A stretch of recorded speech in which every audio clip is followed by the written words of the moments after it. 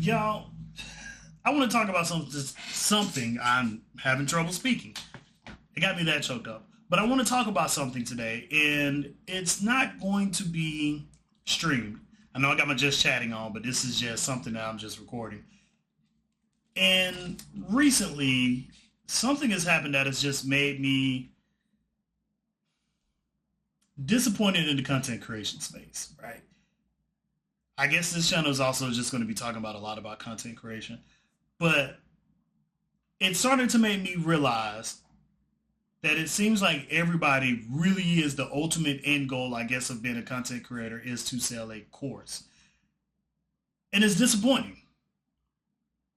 And it's making me reevaluate what do I want to do as a content creator. Just to give you the story that has got me to this point is we're going to talk about this person named Caleb Hammer. If you don't know who Caleb Hammer is, he is one of the creators in the financial influencing space. I guess that's the best way to call him, is a finfluencer. And his show is called Financial Audit with Caleb Hammer. And what he does on the show is that he helps people who don't know how to budget, create a budget for themselves, see where they're spending extra money, how they can save themselves, a little bit of money, and how they can get out of debt. His main story for reason and why he feels like he's qualified to do it is the fact that he himself had a whole bunch of student debt and just didn't have the ability to be able to get out of it at the time, but then he was able to buckle down, figure out a plan for himself, and that got him out, and he wanted to do that for others. And at first it seemed like a great idea. Sometimes you watch a couple of episodes, he's talking to these people, and you start to see like some of the things that they do, like maybe, hey, I do that myself, or you see that some people sometimes just get caught in like a bad situation, maybe like a medical debt popped up.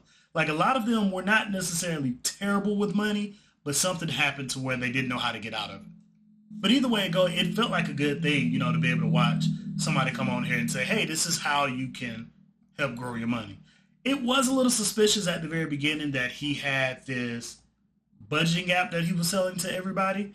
And I was like, but I mean, I guess, right? I bought a book on budgeting before that. And it was only one-time fee, but still, I bought a book on budgeting. So I guess sometimes in order to make money, you have to spend money in that regard. So I didn't really think too much about it. But earlier this year, there was a woman on TikTok who was a financial advisor, and I think she had her certifications and stuff, and she just talked about a story about why we're having so much bad financial advice come out on TikTok, YouTube, and all of these places. And it's because she was like, the people that went to school to do this, they're not going to give up their license just to tell people this on YouTube. They're going to be working at some firm, spending 50, 60 hours a week, doing their job, doing what they went to school for.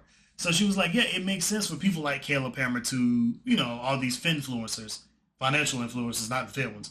But she was like, it makes sense for all of them to be getting on here and just giving the worst advice.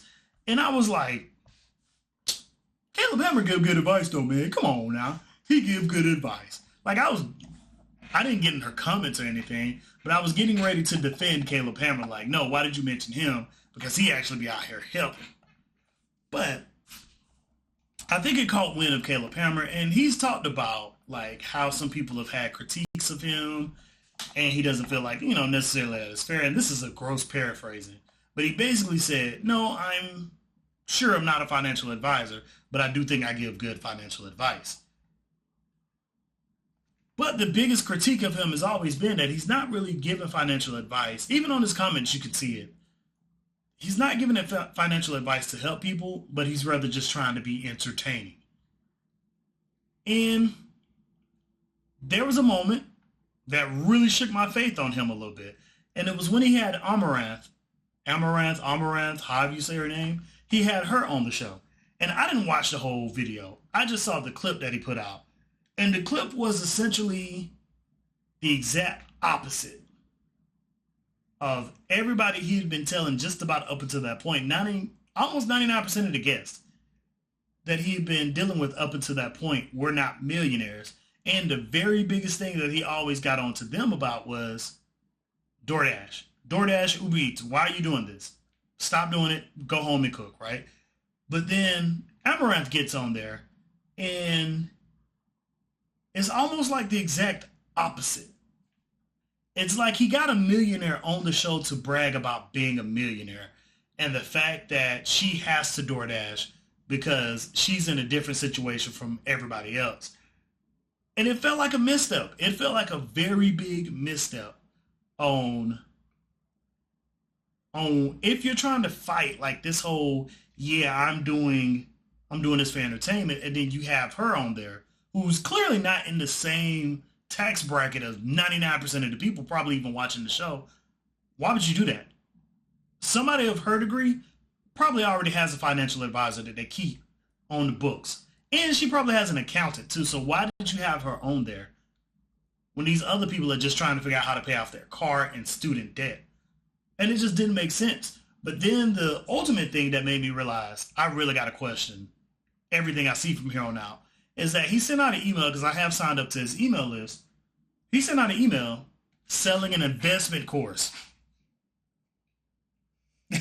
And that is like the number one thing. Like if you've ever paid attention to anybody who has talked about scammers and people, just bad content creators on the internet, that's like the number one thing that they tell you. It's like, if they're selling you on a course on investment on how to make money, run. And then you have that in your email. And, you know, they do tricks like limited slots and stuff. There's limited slots, limited time available. And he was like, no, it's actually that. And I get it, right? There are some people who are going to probably sit up here and be like, well, you know, he's trustworthy, though. This makes sense. But my thing is this. It really made me realize just how right that woman was before. And I kind of owe her an apology. If I ever find her page again, I'd say, hey, you were absolutely right. But it made me realize how much of our stuff is just built for entertainment and somebody just trying to make money off of you. And it makes me sad too, because when I said it in my video a couple of months ago, talking about like how it's all built off of selling you a dream, it felt more like, dog, you're lining up more with them than you are about actually trying to help people. And I get that you have a staff of people that you have to pay, you have to figure out a way to make money, and AdSense may not be the only way. But to go and to then talk about a course talking about investments, and you're selling it, it's just bad. Even like the companies that he's partnered up with now has made me question them to be like, are y'all all just doing this for money? Like with Moo or whatever, I don't use Moo, but it's like, are y'all just doing this for money? Like what's going on in this world that like we can't even look at content or look at stuff that's supposed to help us without being like, oh, we got to figure out if they're just trying to scam us and make money. And I'm not saying he's a scam. I'm not going to say that he's a scam, but it is disappointing to see that it's clear that, yeah, you got to make money, but you're not out here to help people. You're here to just fatten your pockets in the form of entertainment. And I don't know, like it's got me looking a little weird out here in these streets. And I just doubt that, I have to doubt even more stuff now. Like anything I see on the internet that's giving advice, I now have to doubt it.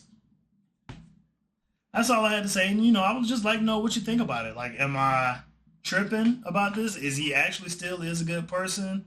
I'm not saying he's a bad person or anything. I'm sorry. Let me take a step back.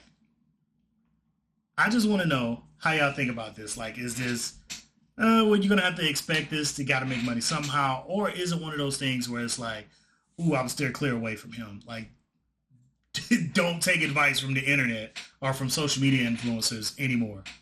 And I just want to know what you think. Tell me what you think about it in the comments. And I have another full-fledged actual video coming out soon. But I just wanted to know.